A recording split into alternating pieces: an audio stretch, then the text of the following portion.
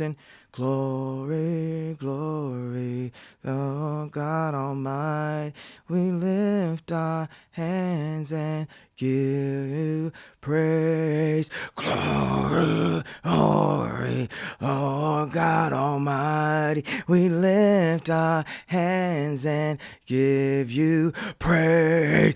Glory. But picture 100,000 people in unison and that feeling, what that would do for our spirits, our souls. It's healing. There's natural forms of healing about our environment, the friends that we're around, what we're wearing, what we're eating, our diet. So Donda is a design company that I formed around 10 years ago. And some of the people that worked at Donda are now have went on to become heads of fashion houses, like Virgil's the head of Louis Vuitton, and he was the head of Donda at a certain point. Another guy that worked at Donda is now the head of Givenchy.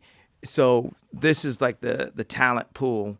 And this Donda is basically my version of like a cyber, extension of my brain. Like here's something that I'm thinking of that you can't touch, but we need to bring it into fruition. We need to manifest it. And we have to see how to use things of our past and things of our now to create our future.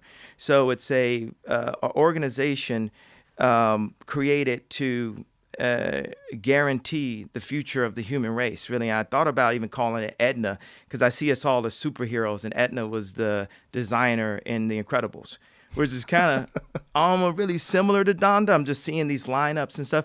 So now our focus is food, clothing, shelter, communication, education, and transportation. So at the school that I just created, Yeezy Christian Academy, we call NASA, we call different places about this hydroponic, vertical growing garden.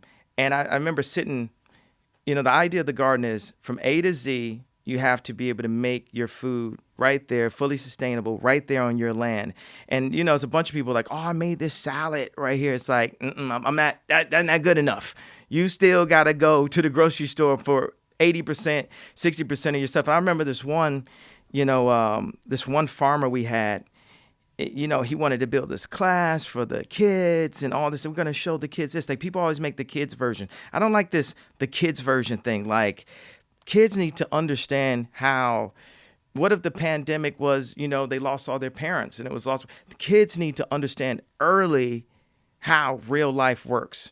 So physics is one of the anchors of the school that I'm creating. I remember, the city is all self-sustaining, so it works off of our four main resources: earth, wind, water, and fire. And 90% of it is running off of water with like aqueducts, like the city of Masada. And I was talking to this engineer and saying I need the whole thing to run off of water. And he said, well, we're going to have to use solar power. And I said, I don't, and please, don't take this as any offense. I don't like solar panels. I feel that they're part of still of what Edison's idea was. I don't feel like they're really in line with what Nikola Tesla really wanted to do with alternative current. We can get into the whole Tesla and what Edison did to take Tesla down, and the fact the world would probably be free by now if Tesla wasn't basically destroyed by the media that Edison controlled and the propaganda that Edison controlled. So I'm talking to my engineer and saying this needs to run completely with water, and I don't want to use a solar anyway. And he says, no, I'm saying we're going to use a mirror, and it's going to connect to a steam engine, and that's going to push the water back up. And I was like, after like screaming at the guy, I was like, look, if I had known physics, I wouldn't have been screaming at my engineer. So if we think about what we're learning in school to learn physics, to learn farming, I was talking to a friend of mine that's a rapper and super God following, spiritual, super smart, and I was showing her the some of the designs for the monasteries and some of the designs for the fully sustainable communities, all the same thing. And then it said bioengineering on it. And she said, well, it's like, for her, bioengineering has a negative connotation. And my response was, isn't like farming and cooking, like bioengineering at the simplest form. Like we going from like grabbing apples off of a tree to, oh, we put this, boom, in the ground. Oh, and we can grow this, and we could grow this, we could grow this harvest right here. So it's, I want to just simplify and round up the principle behind the Donda way of thinking is we've got all this information and all this, these scientific exploration, these things that Tesla never completed, these things that Da Vinci never completed, and we can look at all of these things and see how do we create the most primitive versions of this to create a fully sustainable ecosystem, which is, what COVID actually helped us to, get closer to our families, get closer to our children, understand like, oh, wow, that was mapped out for us to be 50 minutes away from our home and our kids' school to be 30 minutes away and to put us in traffic for that amount of time. And these cities have been designed to promote industry and just to make more money. They haven't been designed to promote happiness. So we're at this paradigm shift in our existence. It was when Muhammad hit the market, I think that's who it was, and brought money, because before it was slave and trade. And this is something, dishonorable men honor money. I got this bar from Dave Chappelle. I'm not trying to steal his bar. And we as human beings, this race on earth have been honoring money.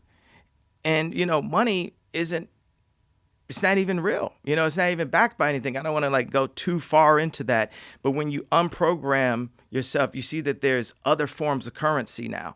Like relationships are a more important currency than money itself. And that's what we really saw. It's like the end of the movie. Our existence would be pre-COVID, post-COVID.